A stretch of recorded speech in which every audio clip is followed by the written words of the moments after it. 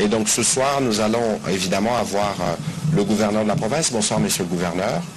Oui, bonsoir, monsieur le ministre. Et dans un premier temps, nous serons avec le ministre d'État, ministre de la Justice, parce que c'est lui l'autorité des tutelles du FRIVAO. Il sera en mesure de nous dire la symbolique derrière les gestes que le président de la République a posés aujourd'hui. Mais pour commencer, monsieur le gouverneur, qu'est-ce que ça vous fait de recevoir, j'allais dire finalement, comme attendu depuis plusieurs semaines, le président de la République lui-même, et pas seulement, mais aussi tout le gouvernement, parce que c'est dans cet endroit demain qu'il y aura le Conseil de ministres.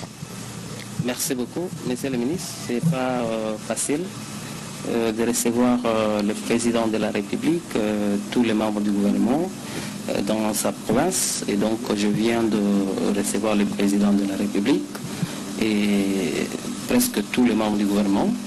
Ils ont été bien accueillis et toute la population est dans la joie. Nous sommes bénis. C'est une bénédiction pour nous de recevoir le président de la République. Et vous avez vu comment les choses se sont passées. En tout cas, toute la Tchoukou est dans la joie. Nous sommes très contents de recevoir le président. Alors, qu'est-ce que ça représente justement au-delà de la joie? Mais quelles sont les questions prioritaires que vous avez déjà commencé à soumettre au président de la République et quelles ont été ses premières réactions à ces propos? Évidemment, il y a des questions tellement importantes. Le président de la République est passé pour obéir à sa promesse, parce qu'il avait promis de pouvoir passer ici pour les remerciements d'abord, après son élection à la tête de notre pays. Et après, il devrait passer pour les génocosts. Il n'a pas pu parce que sa santé, voilà, il y avait beaucoup de contextes. Aujourd'hui, il est venu pour répondre à cette question et aussi lancer le débit des activités de l'aéroport qui a été réhabilité totalement par le gouvernement central. Aujourd'hui, nous avons le meilleur aéroport même de la RDC, vu sa construction, la piste, l'aérogare. En tout cas, je peux dire que Kisangani aujourd'hui a le meilleur aéroport de la République. Et aussi, il y a des travaux qui ont démarré de la voirie urbaine. Et donc, le passage de son Excellence, Monsieur le Président de la République, c'est une réponse à multiples problèmes que nous avons dans la province de la Tchoupo. Voilà pourquoi j'ai dit nous sommes en réjouissance, parce que le passage de l'autorité suprême, c'est pour trouver des solutions à nos problèmes. Et donc, nous sommes très heureux. Voilà, merci monsieur le gouverneur. Déjà hier, nous avons vu que le président de la République s'est adressé aux populations de la Tchoupo. Parmi les sujets qu'il a abordés, évidemment, il a parlé de la question sécuritaire, parce qu'il y avait des problèmes sécuritaires, on aura peut-être d'y revenir, mais le président a aussi beaucoup parlé de l'indemnisation des victimes de la guerre, qui a eu ici la guerre des 6 jours contre l'Ouganda. En accord avec la technique, on pourra avoir les premières images avant que le ministre d'État, ministre de la Justice et garde des Sceaux puisse nous dire ses premiers mots et nous expliquer la symbolique des gestes qui ont été posés aujourd'hui par le président de la République.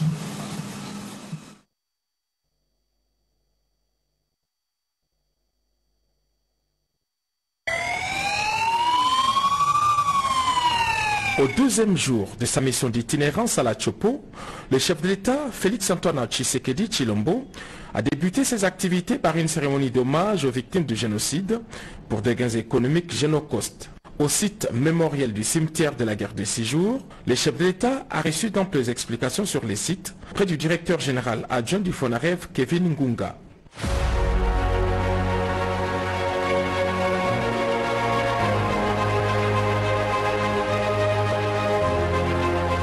Les visages graves, le chef de l'État s'est recueilli un temps, puis déposé sa couronne de fleurs au pied des 3 stèles qui symbolisent chacune les 3 catégories des victimes emblématiques de la ville de Kisangani. Il s'agit des victimes jetées dans la rivière Tchoupo ou dans les fleuves Congo, celles enterrées vivantes dans des fosses communes et des victimes portées disparues. Le président Félix-Antoine Tshisekedi Tshilombo a pris son temps pour s'entretenir avec l'une des survivantes de ces atrocités, Madame Ochoudi, dont la famille entière a été abattue par les forces belligérantes. Ainsi qu'il l'avait annoncé au cours de son meeting, le président Félix Tshisekedi s'est directement rendu au siège du FRIVAO, les fonds spéciaux de réparation et d'indemnisation des victimes des atrocités illicites de l'Ouganda, pour remettre symboliquement une enveloppe d'indemnisation. Les premiers bénéficiaires a été l'église catholique locale, comptée parmi les victimes. Ce geste a été bien apprécié par l'archevêque métropolitain. De manière symbolique, les chefs de l'État ont aussi remis une enveloppe consistante à chacune des 3 victimes. L'opération devrait se poursuivre avec les responsables des Frivao.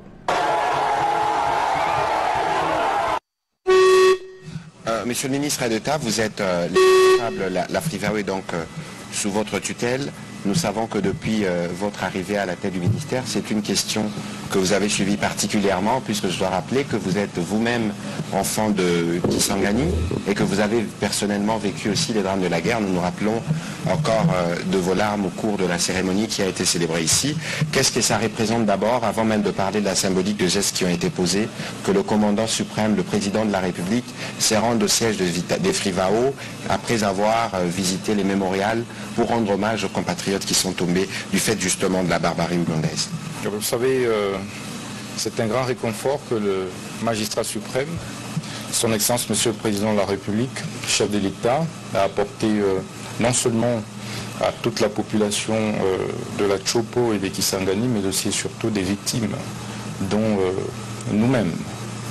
Et le fait pour lui surtout d'avoir initié la mise en place de Frivao, de Fonarev, témoigne de sa volonté ferme de pouvoir essuyer les larmes des victimes des activités illicites, des activités armées perpétrées par l'Ouganda, le Rwanda sur le sol congolais.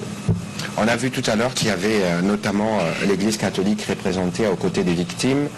Une enveloppe de 2,5 millions de dollars a été remise à l'Église catholique. Pouvez-vous nous dire la symbolique derrière? Pourquoi l'Église, les victimes, comme ça, on peut être davantage édifié sur ce geste posé par les présidents de la République, qui ne règle pas tous les problèmes que nos compatriotes ont connus, mais qui représente un geste qui peut permettre d'assurer une certaine réparation? Vous savez, la République démocratique du Congo avait saisi en son temps la Cour internationale de justice contre le Rwanda et l'Ouganda.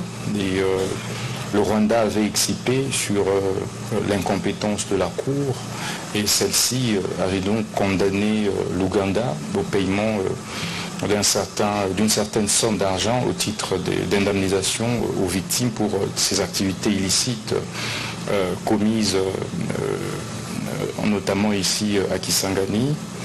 C'est ce qu'on appelait la guerre des 6 jours. La guerre des 6 jours qui avait eu lieu en 2000, au mois de juin 2000. Et l'arrêt a réparti de manière un peu plus claire la manière dont il faille répartir, il faille distribuer cet argent-là. Et il est question d'une part de pouvoir remettre une partie d'argent aux individus au titre d'indemnisation individuelle, mais il y a également une autre partie qui est réservée aux réparations collectives.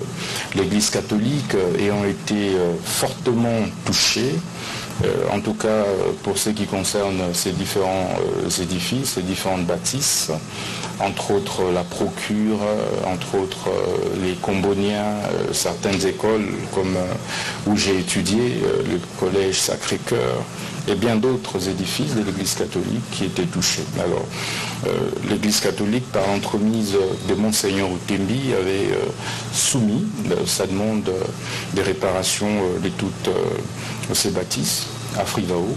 Frivao qui est le fonds destiné à gérer toutes les questions des réparations individuelles qui concernent particulièrement la guerre des 6 jours. Et comme vous le savez, après notre nomination par son Excellence Monsieur le Président de la République, nous nous étions aperçus de certaines malversations au vu du rapport de l'IGF et de la Cour des comptes. Il était de notre devoir de prendre urgemment des mesures conservatoires pour relancer les activités de Frivao. C'est donc dans le cadre, sur instruction de son Excellence Monsieur le Président de la République et dans le cadre de la mise en œuvre du programme du gouvernement, qu'il nous avait été instruit de relancer Frivao, qui était pratiquement mise en veilleuse, en amorçant le processus d'indemnisation individuelle. Et cela a commencé depuis 2 mois de cela. Et il était question aujourd'hui de pouvoir le consolider, mais aussi permettre à l'Église catholique, qui est une grande communauté, de bénéficier de cette indemnisation. Et le chef de l'État lui-même, en acceptant de faire cette symbolique, a tout simplement lancé un signal et un message fort. Message fort à l'endroit de toutes les victimes, toutes les communautés, toutes les organisations qui ont été également victimes de cette agression barbare de l'Ouganda, mais aussi du Rwanda sur notre sol. Également, le chef de l'État a indemnisé à titre symbolique de quelques victimes présentes. C'est une somme de 2 500 000 $ dans un premier temps, parce que la somme globale sollicitée par l'Église catholique est de 4 millions de dollars. Donc nous espérons qu'à partir de la semaine prochaine, l'Église catholique va amorcer les travaux de réparation de tous les bâtiments qui étaient affectés par la guerre des 6 jours. Voilà, merci Monsieur le ministre d'État. Je sais que vous êtes debout depuis très tôt, et un peu comme tout le monde ici, parce que l'événement valait justement cet engagement. Peut-être une question avant de vous libérer, 2 questions spécifiquement pour le ministre de la Justice, et qui va concerner rien que les sujets qui est en cours, parce qu'après, nous devons avoir le ministre d'État, ministre des Infrastructures, qui nous parlera des travaux des infrastructures en cours, mais aussi dans toute cette partie du pays. Alors, on va alterner, on va prendre une question de journaliste de Kisangani et une question de journaliste de Kinshasa. On commence là derrière. Venez, s'il vous plaît, c'est une question. Et puis on prendra directement la question de Ochokoum pour le ministre d'État, ministre de la Justice. Comme ça, il pourra y répondre en une vague et on pourra continuer cet exercice. Présentez-vous, s'il vous plaît, dites le nom de votre organe et posez votre question. Pompombe Yokubana pour le média en ligne electionnet.com. Monsieur le ministre, vous avez dit que vous avez constaté des malversations au sein du comité des Frivao. Voilà pourquoi vous avez dit qu'il faut relancer le processus en mettant en place une nouvelle équipe dirigeante au sein de Frivao. Est-ce qu'on peut savoir avec exactitude combien d'argent ont été détournés par le comité précédent? Merci. On prend la question de Ochokoum, comme ça le ministre d'État va répondre en une fois. Merci beaucoup, Excellence Monsieur le ministre d'État. Poursuivant sur la même logique que mon confrère tout à l'heure, les personnes qui ont été accusées de malversation ont été suspendues. Vous avez multiplié pratiquement par 10 l'enveloppe des bénéficiaires, mais où en sont les enquêtes? Où se trouvent les personnes qui avaient détourné cet argent aujourd'hui? Merci. Monsieur le ministre d'État. Merci beaucoup, Monsieur le porte-parole du gouvernement, Son Excellence Patrick Mouyaya. Merci également aux différents journalistes pour leurs pertinentes questions. Malversation constatée par le rapport de l'IGF et de la Cour des comptes nous a conduit à prendre des mesures conservatoires, mais également à donner injonction au procureur général près la Cour d'appel de la Chopo et donc de Kisangani afin d'engager des poursuites. Et comme vous le savez, le pouvoir du ministre de la Justice se limite du point de vue légal, conformément à l'article 70 de la loi sur l'organisation, fonctionnement et compétences des juridictions de l'ordre judiciaire, à donner injonction à un magistrat de parquet, mais sur la base du principe la plume est serve, mais la parole est libre. Le magistrat est libre de pouvoir instruire le dossier selon son intime conviction. Et donc, à ce stade, il est hors de question pour le ministre de la Justice d'interférer dans l'instruction préjuridictionnelle en cours. S'agissant donc du montant, comme je viens de vous le dire, il appartiendra au bout de compte à la justice d'établir les responsabilités et de dégager avec d'amples détails et précisions les montants des malversations en question. Voilà, merci beaucoup Monsieur le ministre d'État d'avoir participé à cet exercice de redevabilité. Évidemment, nous savons que vous êtes toujours disponible sur ces sujets parce qu'il faut obtenir un éclairage. Je sais que c'est toujours avec émotion que vous revenez ici. Et je crois que le geste qui a été posé, je crois que vous-même personnellement, c'est aussi une forme de réparation pour le jeune Boyomé que vous étiez à l'époque. Absolument, et pour moi, c'est, vous savez, surtout le collège Maélé où j'ai étudié, qui avait été affecté par ces bombardements. Aujourd'hui, que le chef de l'État, le magistrat suprême, a accordé cette indemnisation à l'Église catholique. C'est une grande réparation pour toute la population, toute la jeunesse de Kisangani, mais également pour toute la jeunesse congolaise. Ici, il faut le rappeler, c'est une première depuis 60 de voir ce type d'indemnisation.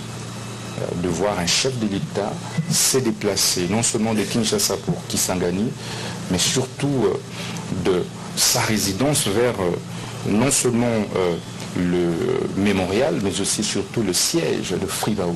Et c'est lui-même qui a présidé la cérémonie d'indemnisation. Et c'est exceptionnel, cette rencontre avec les victimes, cette proximité créée, mais aussi cette humanité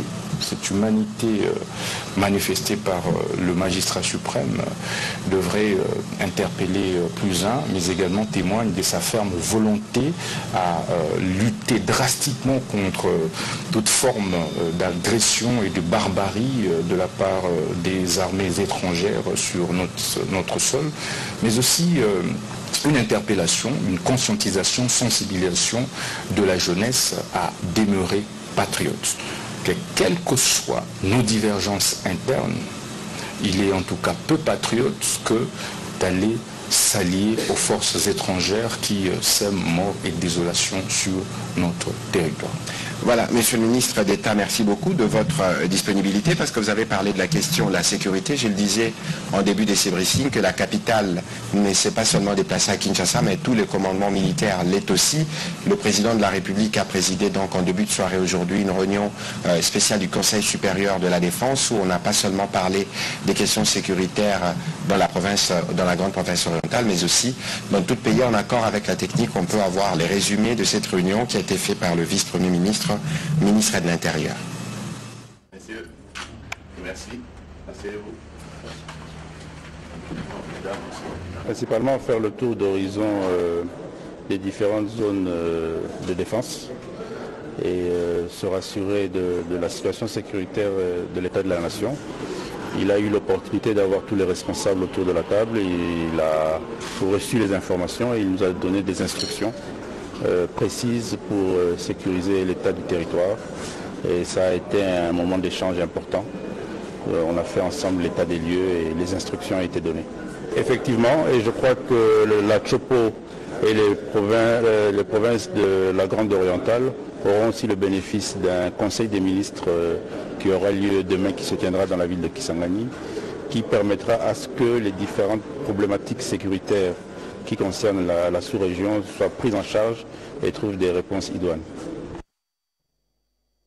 C'était donc le condensé de la réunion du Conseil supérieur de la défense, excusez-moi. Monsieur le gouverneur, je reviens de votre côté. Le président de la République a lancé hier un appel à l'unité, justement. Il a parlé du conflit sécuritaire qui s'est vivé il y a quelques mois encore ici. Qu'est-ce que vous pouvez nous en dire au stade actuel? Visiblement, il y a eu beaucoup de progrès. Oui, évidemment, le président de la République a hier lancé l'appel sur la cohésion entre les communautés locales dans la province de la Chopo. On a connu des problèmes un peu sérieux avec le conflit Lengo-Lambolé. Ça fait pratiquement aujourd'hui 3 mois et 25 jours que nous sommes là. Et donc, à notre avènement, nous avons appelé la population à la compréhension. Nous avons dissipé cette manipulation.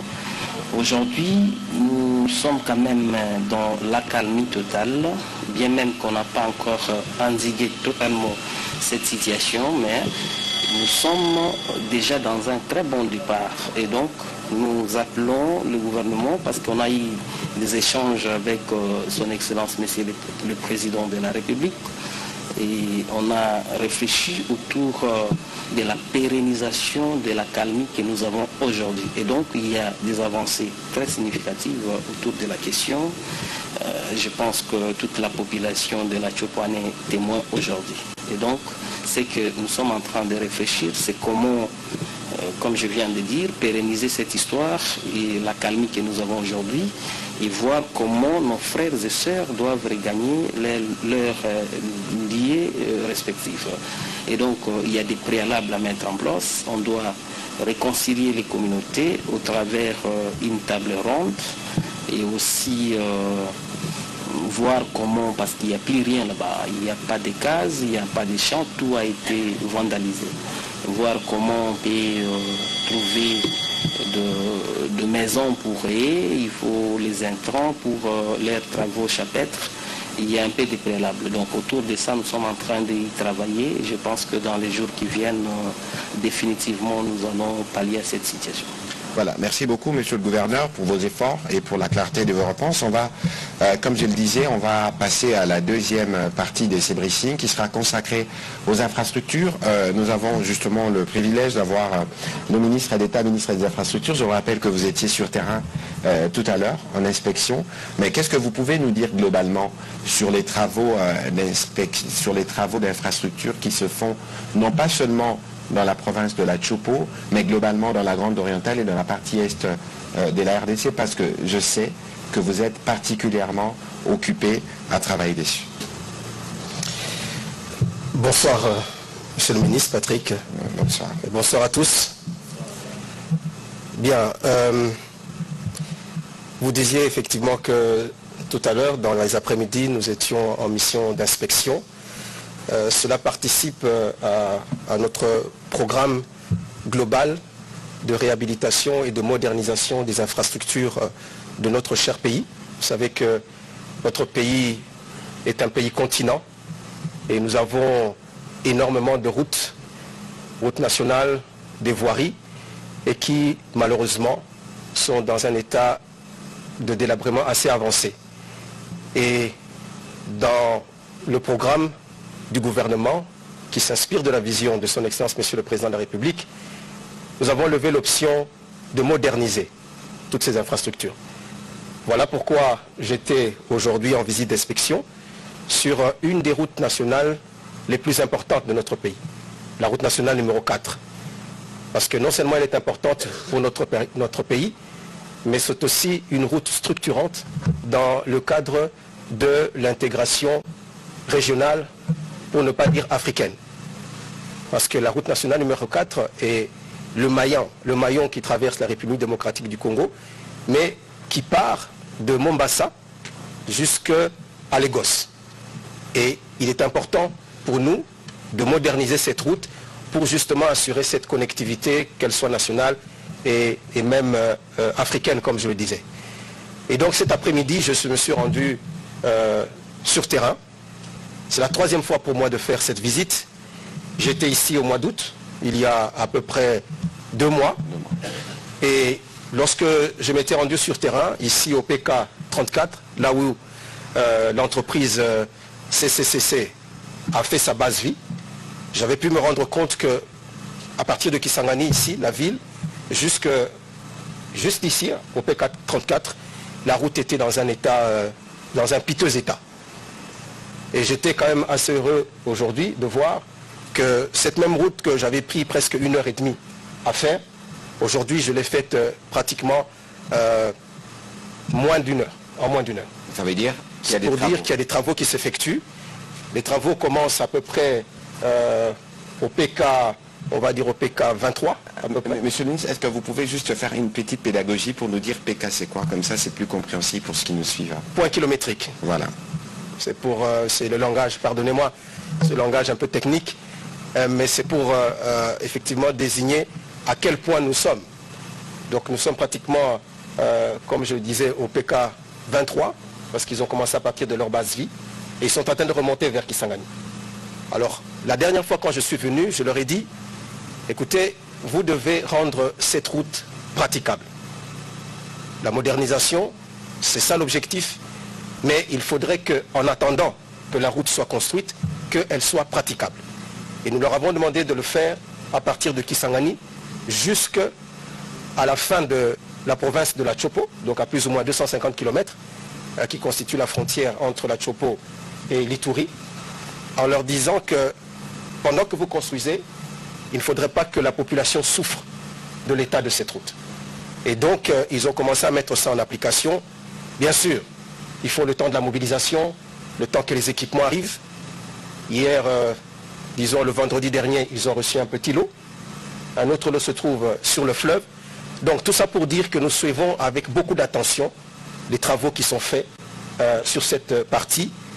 J'aurais dû préciser que c'est la route entre de la RN4, mais dans son tronçon compris entre Kisangani et Beni. Tous ceux qui habitent ici savent que cette RN4 ne s'arrête pas là.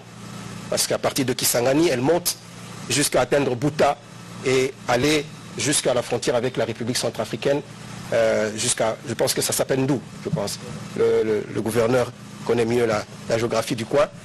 Mais nous avons l'ambition, dans le cadre du programme quinquennal que nous avons, je pense que tout le monde a entendu parler du programme sino-congolais, qui est un programme qui a été revisité grâce à la détermination de son Excellence Monsieur le Président de la République, qui avait estimé que ce contrat était déséquilibré et que la RDC méritait davantage en termes de revenus par rapport à ce programme. Et donc nous avons pu sécuriser à peu près 7 milliards de dollars, ce qui nous permet, après qu'une partie ait déjà été consommée, de pouvoir construire à peu près 5500 km de routes. Et la RN4 figure parmi les routes nationales que nous allons réhabiliter dans le cadre de ce programme. Mais Kisangani, c'est un carrefour. Kisangani, ce n'est pas que la route nationale numéro 4. Kisangani est traversée par 3 routes nationales. La RN4, la RN3 et la RN7. Celle qui avait emprunté le Mumba, semble-t-il.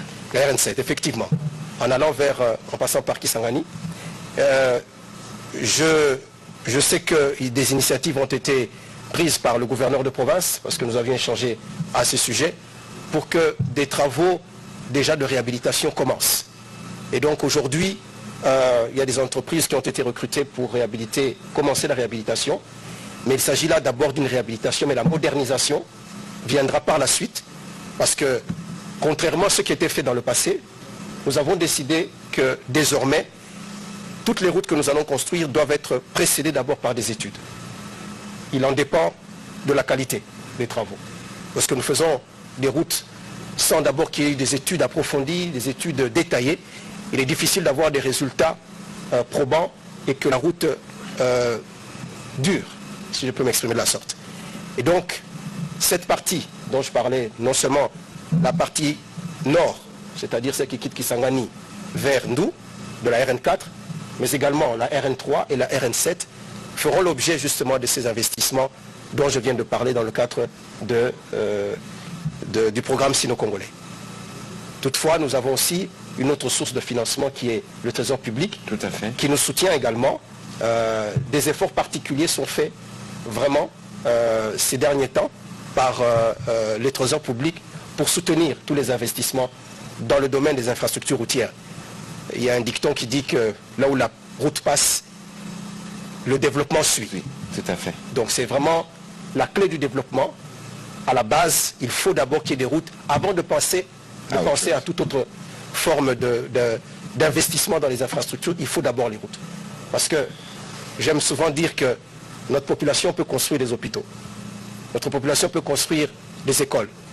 Mais il est difficile que la population construise des routes. En effet. Donc voilà la responsabilité de l'État et pourquoi le chef de l'État, le président de la République, met un accent particulier à ce que le gouvernement puisse prendre en charge cette responsabilité. Voilà, merci beaucoup Monsieur le ministre Guissard. On aura l'occasion de revenir parce que les travaux d'infrastructure de ce côté, c'est pas seulement les routes dont vous avez parlé, les routes nationales, mais il y a aussi, Monsieur le gouverneur, nous circulons dans la ville de Kisangani, on voit de travaux par-ci, par-là. Aujourd'hui, avec le président de la République, vous avez fait un tour, je pense, au stade qui est en construction. Qu'est-ce que vous pouvez nous dire brièvement dans ce qui s'est fait dans la ville de la Chopo au plan des infrastructures? Comme ça, après, nous pourrons prendre quelques petites questions d'éclairage et terminer cet exercice. Effectivement, La ville de Kisangani, comme vous maîtrisez bien, jadis c'est la 3e ville du pays qui a perdu sa place après les multiples guerres, suite à la barbarie, je peux dire, ougando-rwandaise dans la ville de Kisangani, où des armées étrangères se sont affrontées en pleine ville. Ça nous a créé beaucoup de dégâts, ce qui a fait à ce que Kisangani aujourd'hui soit dans cet état. En suivant hier le chef de l'État, vous avez certainement compris qu'il a le besoin de revivre Kisangani. Tout à fait. De faire de Kisangani la ville qu'on a connue jadis. Et donc il y a des travaux partout depuis notre avènement. Nous avons senti que le chef de l'État effectivement a besoin de faire revivre la ville de Kisangani et la population de Kisangani. Il y a des travaux, nous avons un projet de plus de 80 km et donc 85 km des routes asphaltées, de la voirie urbaine, je peux préciser. Et les travaux ont déjà commencé. Il y a des entreprises qui ont été sélectionnées. Nous voyons effectivement aujourd'hui il y a l'entreprise Safrimex qui a déjà commencé les travaux. Et donc il ne s'agit pas tout simplement de la modernisation des routes, il s'agit aussi de l'installation de lampadaires, ce qui a déjà aussi commencé. Il y a également l'entreprise Mogabaon qui doit réaliser 20 km. Et là aussi, il y a des travaux qui ont commencé. Il y a 35 autres kilomètres qui sont encore dans les études. Et en même temps, nous sommes en train de travailler sur le stade Lumumba. En tout cas, il y a des projets, beaucoup de projets qui ont été lancés. Je pense qu'il dira c'est quinquennat du chef de l'État avec la représentation, en tout cas effective, que je fais aujourd'hui. Je pense que la ville va reprendre sa place.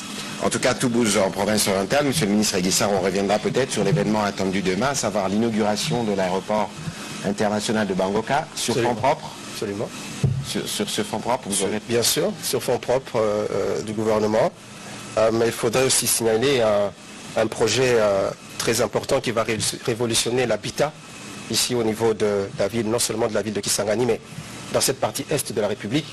Il s'agit de l'usine des maisons préfabriquées qui est effectivement sur la route qui mène vers l'aéroport, sur la RN4.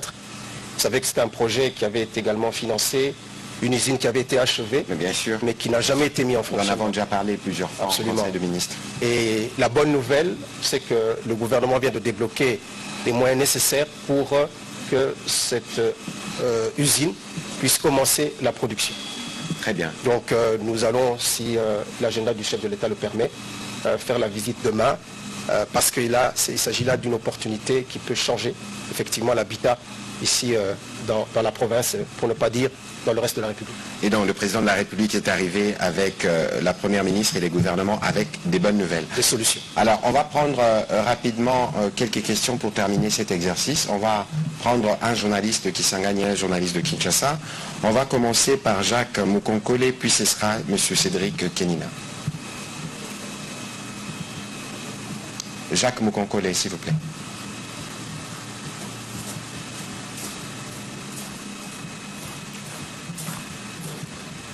Merci, Monsieur le ministre, pour la parole. Ma question s'adresse au gouverneur de province. Monsieur le gouverneur, félicitations d'abord pour les travaux en cours, les travaux de réhabilitation de la voirie urbaine, parce qu'il y a des routes qui n'existaient presque plus, qui sont devenues aujourd'hui quand même carrossables. Et ma question est de savoir si ces routes qui sont faites en terre battue pourront un jour recevoir une couche d'asphalte. Nous sommes dans une zone, dans une région pluvieuse. Et à quand cette couche d'asphalte? Et sinon, avec la terre battue, eh bien la pluie va tout diluer. Est-ce qu'il y a des dispositions qui sont prises pour que ces routes soient maintenues en état quand même? Voilà, on prend la question de Cédric Kenina, comme ça on répondra aux deux directement, jusqu'à ce qu'on va épuiser les questions. Oui, c'est Cédric Kenina pour les comptes de la RTNC Kinshasa. La première question est adressée au gouverneur de province et la deuxième au ministre d'État, ministre des Infrastructures. Monsieur le gouverneur, d'après les informations de vos services, vous venez de le confirmer tout à l'heure, le conflit entre les communautés Mbolé et l'Angola appartient déjà presque au C. Mais personnellement, aujourd'hui, j'ai fait le tour de la ville, j'ai parlé avec quelques membres de la société civile, dont un médecin qui travaille dans la zone en proie à ces conflits. Et ces derniers nous a donné des informations contraires pour dire qu'il y a de cela un mois, il y a eu résurgence, il a connu lui-même personnellement des cas de mort et des blessés graves. Alors, la question est de savoir quels sont les moyens concrètement, parce que vous parlez des préalables, quels sont ces préalables qui sont mis en place pour que ces conflits puissent terminer définitivement, quel que soit, malgré l'appel lancé par le chef de l'État. Et la deuxième question est adressée au ministre des Infrastructures. Excellence, Monsieur le ministre, l'opinion s'interroge sur les travaux lancés au mois de septembre qui concernent la route qui va de Kisangani, le chef-lieu, à Opala.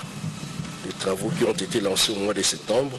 Et selon certains observateurs, ces travaux piétinent. Et l'on se pose des questions, cela est dû à quoi? Parce que cela a été lancé il n'y a pas longtemps. C'est ça la grande question.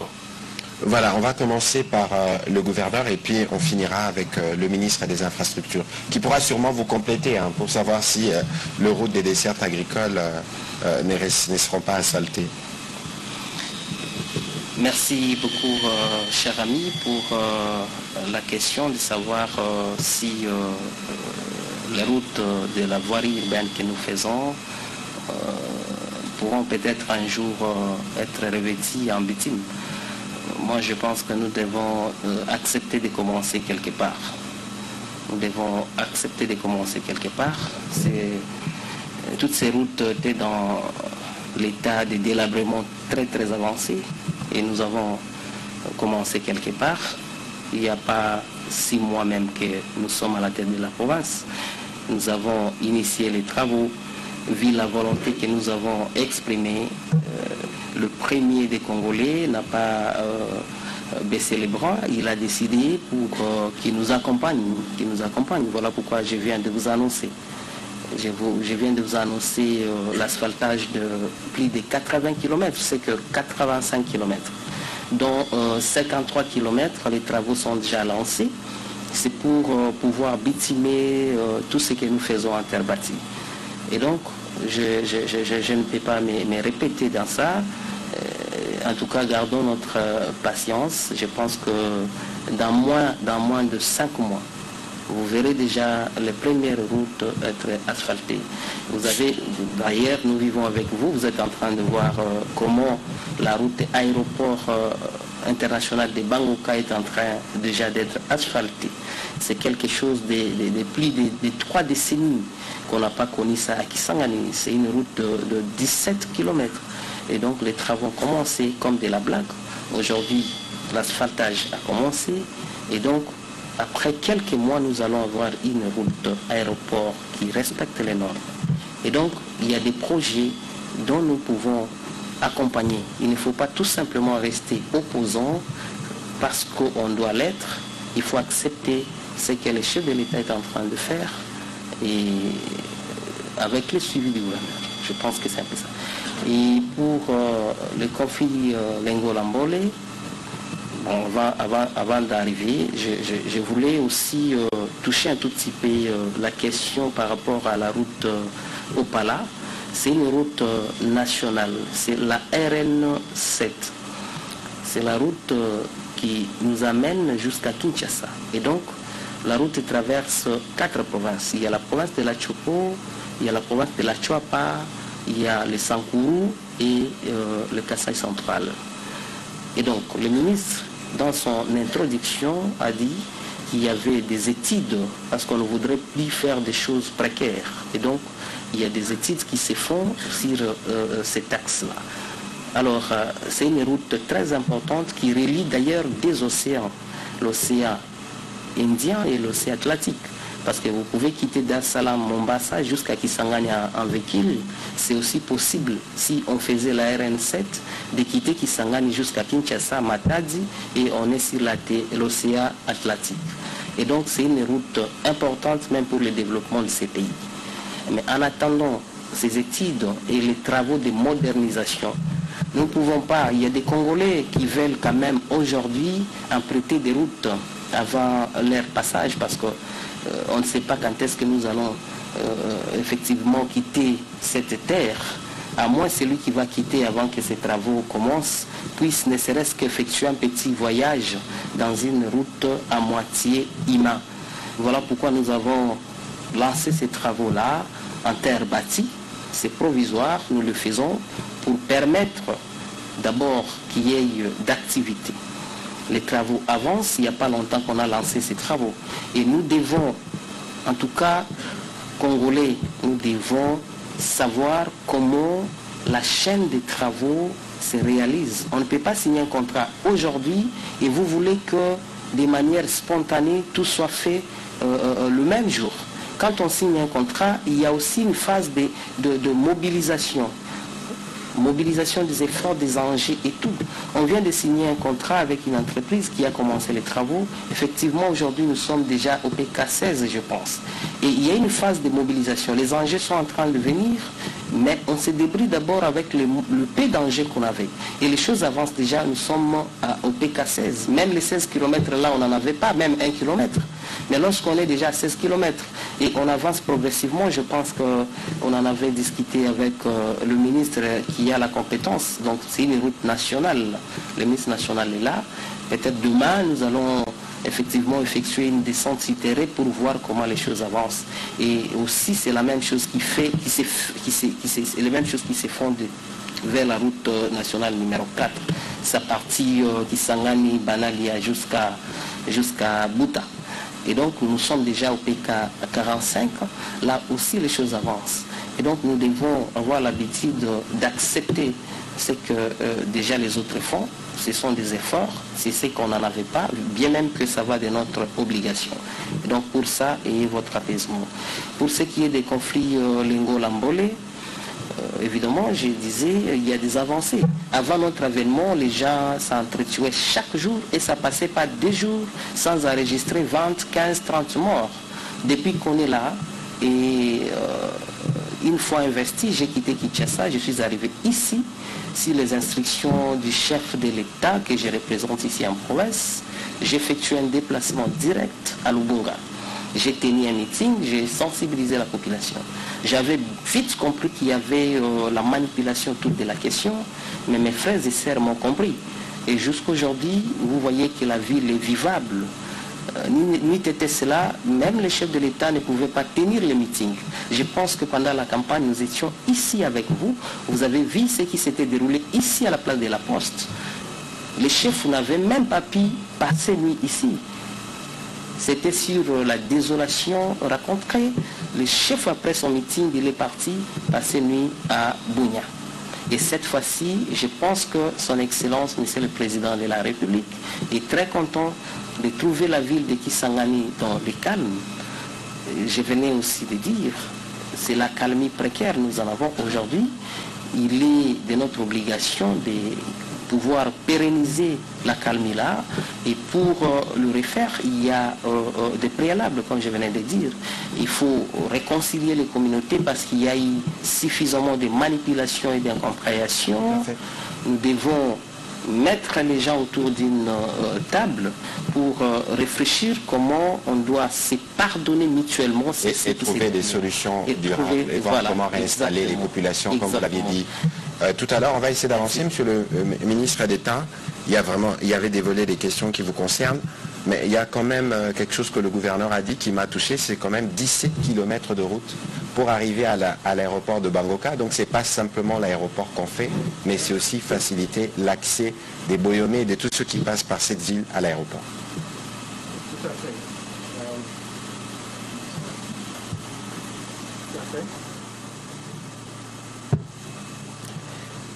Je disais tout à fait, l'approche par rapport à un projet comme l'aéroport de Bangoka doit être une approche holistique. Il ne faut pas simplement réhabiliter l'aéroport, mais il faut aussi que les voies d'accès soient également remises en état.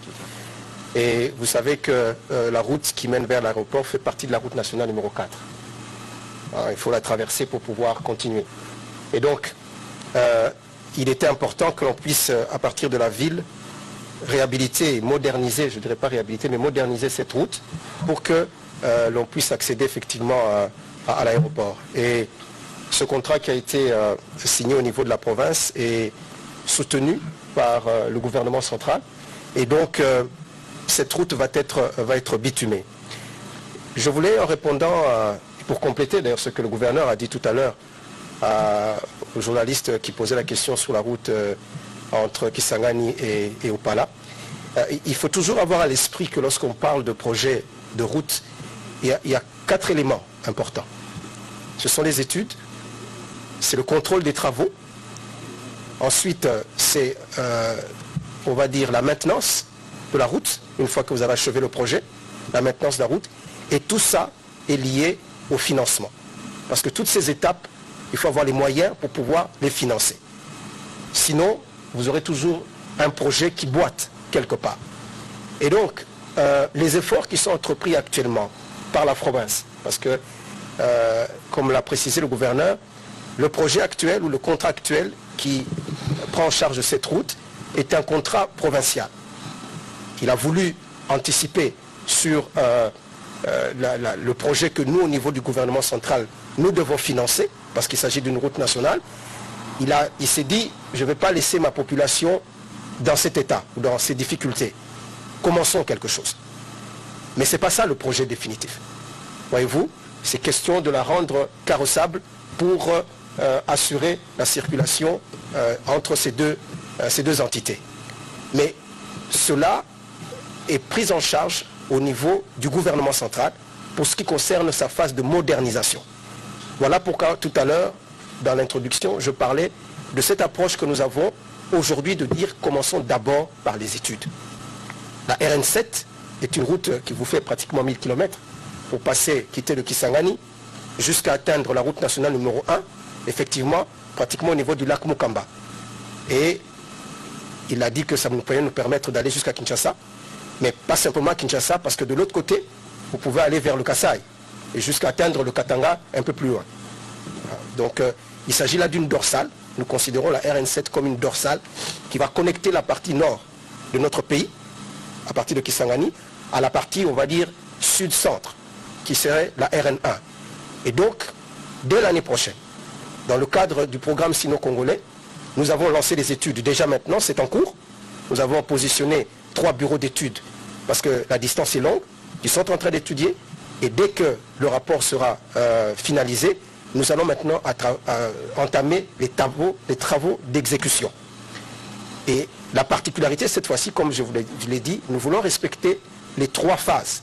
Études, exécution, avec le contrôle, et surtout après la maintenance de ces routes. Parce que construire des routes pour que demain, 3 ans, 4 ans après, vous avez déjà des nids de poules, c'est ce que nous vivons généralement, parce que justement ces phases ne sont pas respectées. Nous voulons changer la donne. Et cette fois-ci, non seulement nous allons construire les routes, mais nous allons mettre aussi en place des péages pour que demain nous ayons aussi les moyens pour pouvoir maintenir ces routes et qu'elles puissent durer des années, des décennies, pourquoi pas. Nous le voyons dans les pays voisins, nous le voyons dans l'Occident. Donc c'est ça l'approche.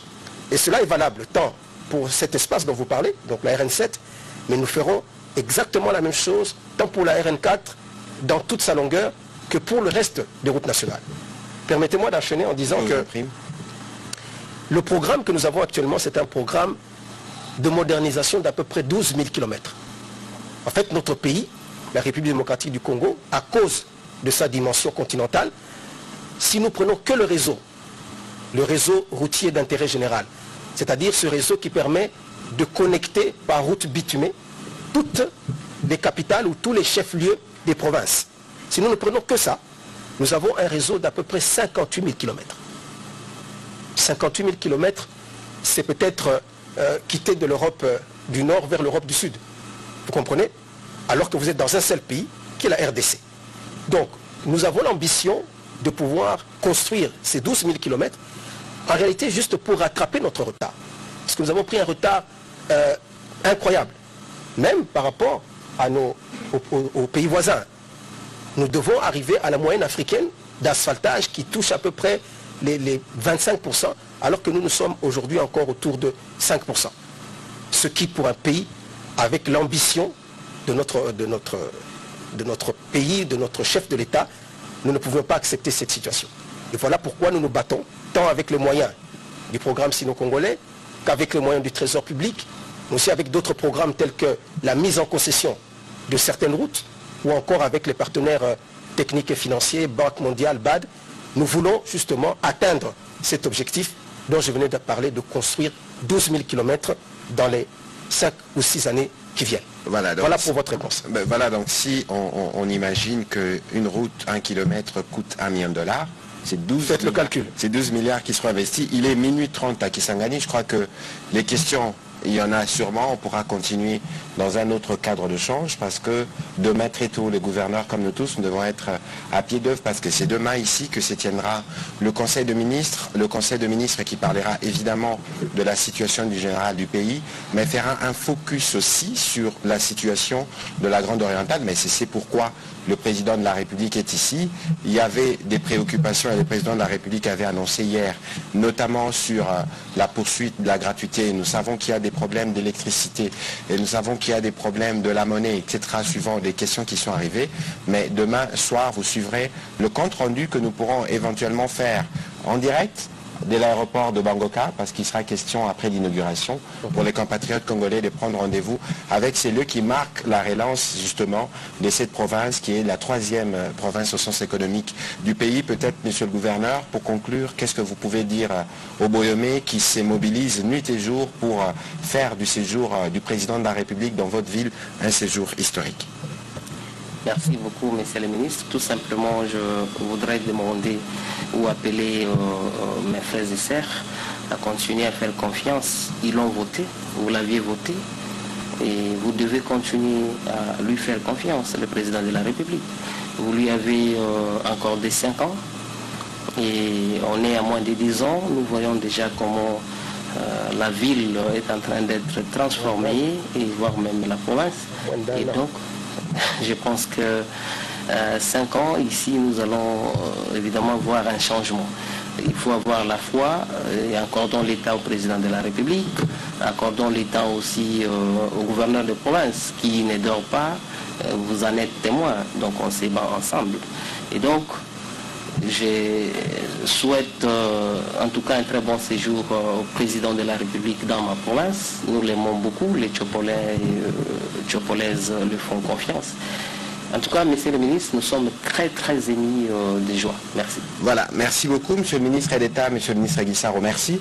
J'espère qu'avec vos équipes, nous aurons l'occasion de faire un briefing avec la cartographie du pays pour que les plus jeunes ou certains qui ne sont pas très bien informés voient à quoi ressemble la RN3, la RN7 et voir comment le Congo sera relié. En tout cas, c'est l'ambition du président de la République. Merci à vous, mesdames et messieurs de la presse qui êtes particulièrement mobilisés ce soir parce qu'en faisant ces briefings, nous avons voulu marquer aussi la présence du gouvernement aux côtés des populations de la Chopo, mais par-delà de la grande province orientale.